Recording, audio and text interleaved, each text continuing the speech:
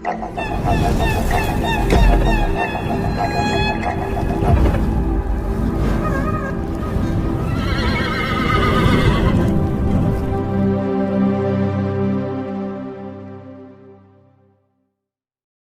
అభిమానులు చాలామంది ఎదురు చూస్తున్న రోజు రానే వచ్చింది. ప్రభాస్ నటించిన సలార్ డిజిటల్ స్ట్రీమింగ్కు డేట్ లాక్ చేశారు. గత డిసెంబర్ 22న ప్రపంచవ్యాప్తంగా విడుదలైన ఈ చిత్రం దేశవ్యాప్తంగా ప్రభాస్కు ఉన్న స్టామినాను మరోమారు రుచి చూపించింది.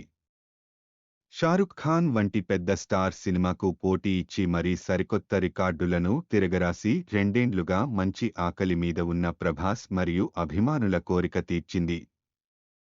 కేజీఎఫ్ చిత్రాల దర్శకుడు ప్రశాంత్ నీల్ దర్శకత్వం వహించిన సలార్ చిత్రాన్ని హోంబలే సంస్థ నిర్మించగా శృతి హాసన్ కథానాయికగా చేసింది. సినిమా షూటింగ్ మొదలైన దగ్గరి నుంచి వార్తల్లో నిలిచిన ఈ చిత్రం విడుదల తేదీలు వాయిదాలు పడుతూ చివరకు డిసెంబర్ 22న థియేటర్లలోకి వచ్చేసింది. రిలీజ్కు ముందు అన్ని సినిమాలకు చేసే విధంగా ఎలాంటి హంగు ఆర్భాటం లేకుండా అంటే ఆడియో ఫంక్షన్ అని, ప్రీ రిలీజ్ ఈవెంట్ అని ఇలాంటివి ఏవీ లేకుండానే వచ్చి బాక్సాఫీస్ బూజు దులిపింది. సినిమాలో ప్రభాస్ను చూయించిన విధానానికి అభిమానులు పండుగ చేసుకున్నారు.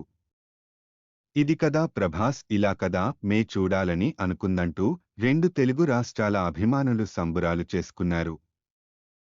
సినిమాలో చూయించిన కాన్సార్ సామ్రాజ్యం, ఫ్రెండ్షిప్, ముఖ్యంగా ఫైట్స్ను ఫ్యాన్సే కాకుండా సినీ ప్రేక్షకులంతా ఎంజాయ్ చేశారు. అయితే సినిమా చివరిలో ఇచ్చిన ట్విస్ట్తో సలార్ సెకండ్ పార్ట్ కోసం అంతా ఇప్పటినుంచే ఎదురు చూస్తున్నారంటే అతిశయోక్తి కాదు. ఇదిలా ఉండగా ఇప్పుడు ఈ సినిమా ఓటీటీకి రావడానికి సిద్ధమైంది.